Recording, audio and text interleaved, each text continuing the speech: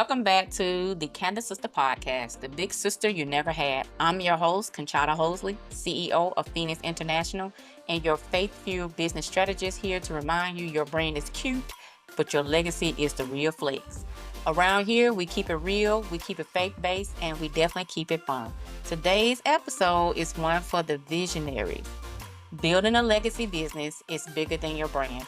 Because sis, when you build with heaven in mind, you don't just create impact for today. You set up blessings for generations. Let's get into it. If you ever ask, is what I'm building really going to matter 10, 20, 50 years from now? Then this episode is for you. We're shifting from short-term success to general impact, from followers to fruit that remains. You're not just building a brand, you're building a blessing pipeline. I like that. You're building a blessing pipeline. When we talk about legacy, more than likely we talk about money. We talk about it's about passing down money to your children's children. Oh, I like that. Isn't there a script? Yes. Proverbs 13 and 22. A good person leaves an inheritance for their children's children. And when we think about inheritance, we also think about money. But really, is a legacy about just finances? No. It's about passing down faith, values, and purpose to the generations coming behind you. All throughout the Old Testament, we see fathers preparing to pass not just wealth, but blessings to their children before they die. From the oldest to the youngest, these men were far from poor that are presenting this information, presenting these things to their children. They had land, livestock, and generational wealth. But the true legacy didn't stop at the material gain. It was spiritual and it was intentional. These fathers laid hands on their children and pronounced blessings over them. Words that carried prophetic power and divine instruction. In today's world, we call it a will. But in biblical terms, it was a moment of covenant, of generational transfer, of destiny anchoring faith that is inherited to your children's children. Again, Proverbs tells us a good person leaves an inheritance to their children's children. That's not just one generation, that's two, right? Your children's children. So, sis, legacy doesn't start with age.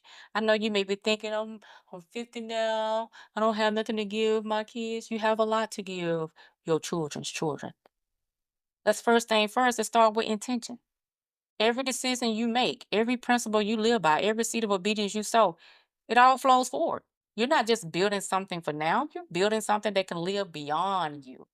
I've heard so many people say, I start thinking about legacy when I have kids. Or how the young folks, I'm too young to worry about that right now. I just want to enjoy my life.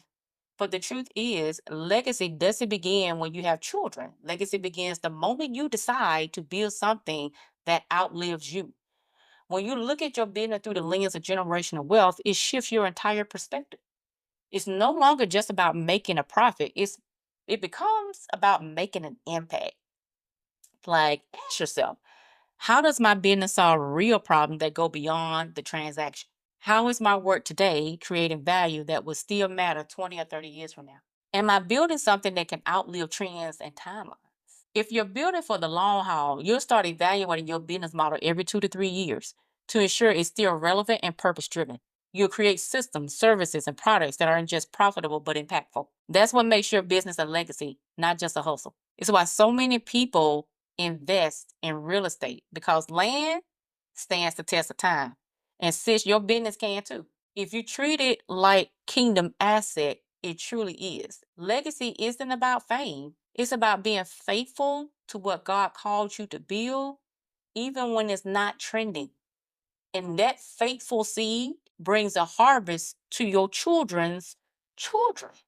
Now I'm gonna do story time a little bit different today. Because this one really resonated with me as I turned 50, right? For years, I thought legacy was about setting up insurance policies, preparing my estate, making sure my children got either, a payoff or maintain what I had worked hard to leave them. And to be honest, I was proud of that.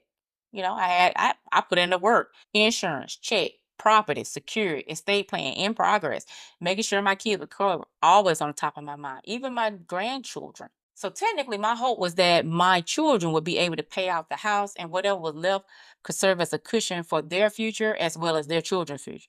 But somewhere in that process, through scripture, journaling, and revelation, God began to shift my view a bit. He asked me, "What about your business?" And I said, I wasn't even thinking about my business. Really, I was thinking about the personal wealth that I had, right? The things that I had stacked, right? Those counts, 401ks, insurances, you know, Roth, IRA, you name it, you know what I'm saying? The house, the land, the car. Those are the things I'm thinking about. For my business, I didn't evaluate my business inside of that, even though most of you probably say, well, you should have. That's an asset. Well, I didn't think of it like that though. I just thought of it as a business that I was doing to make the money to get the other assets. So, I realized I had only been thinking about the personal side of legacy and not the kingdom business side. And sis, that really hit hard because I didn't have anything planned for that because I began to see that my business isn't just a side project to God or a stream of income. It was a legacy asset. It's part of the inheritance I'm called to be. So then the question started flowing.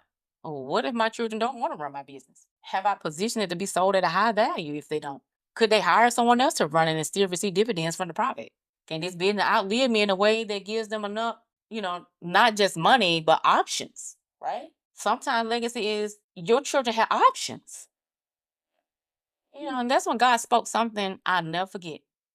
He said, legacy is when your faith outlives your flesh. I was like, "Ooh, okay, wait a minute now. I don't need you going over my head, Lord." And we need to dive into that one a little bit. It's when the seeds of obedience you plant today produce harvest for generations you'll never meet, but your grandchildren will walk in. Like, what you say? I was like, hmm. Can I read that one more time? Yeah, let me read that one more time. 'Cause that boy, it still resonates with me now when he told me this. Is when the seeds of obedience you plant today produce harvest for generations you'll never meet, but your grandchildren will walk in it. And that's the level I'm building on now.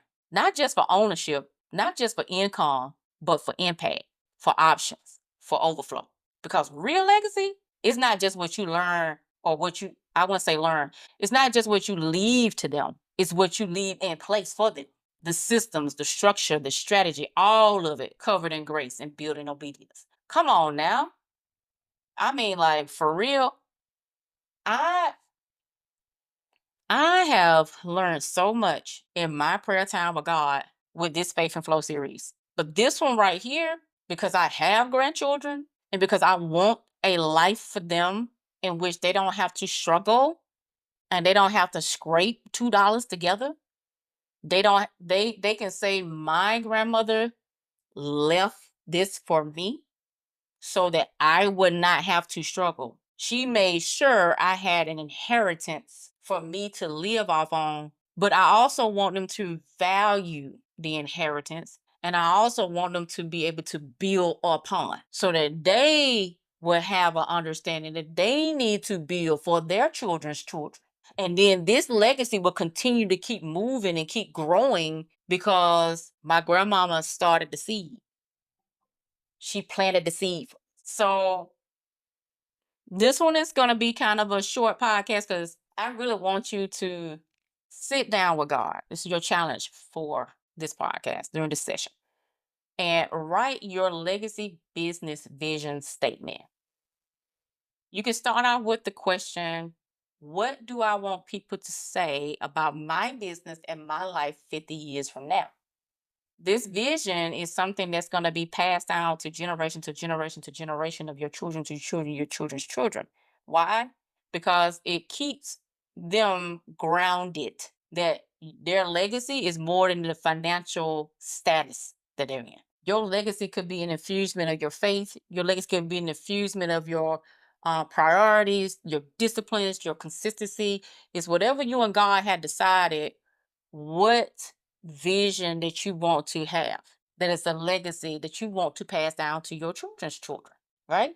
And I just really want to hone in to say, sit down with God to discuss this in more detail, to find out more. what fits for a legacy for you and your children's children.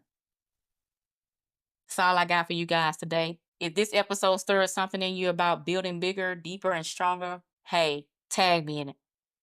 The Candid Sister, IG, Facebook, TikTok. Hey, I just, this is something. Now, we do have a downloadable document called the Legacy Vision Blueprint. If you want to get it, it's on candidsisterpodcast.live at our website. And it's just a blueprint for you to sit down and evaluate your legacy business, and understand that your business is a legacy, your life is a legacy. So, use it. Use it as a guide, to the questions that you want to ask to build your vision statement. And guys, I just really want you to know that I am rooting for you. I am rooting for you to bridge your business with your legacy, and that your children would say your name from generation to generation to generations, and they would say, hey, my mom left me this, my grandma left me this. These are the foundations of our family and why this is what they fought for us, right? So sis, I hope today's episode sparked something bold in you, whether it was a mindset shift, a fresh strategy, or just that confirmation you didn't know you needed. If you love what you heard, don't keep it to yourself. Share it, rate it, tag me over on IG or Facebook at the Candid Sister, or TikTok, Candid Sister Podcast. Got questions, thoughts, or aha moments? Hit me up, because I live for those. As always, stay fearless, stay focused, stay fabulous. I see you in the next episode.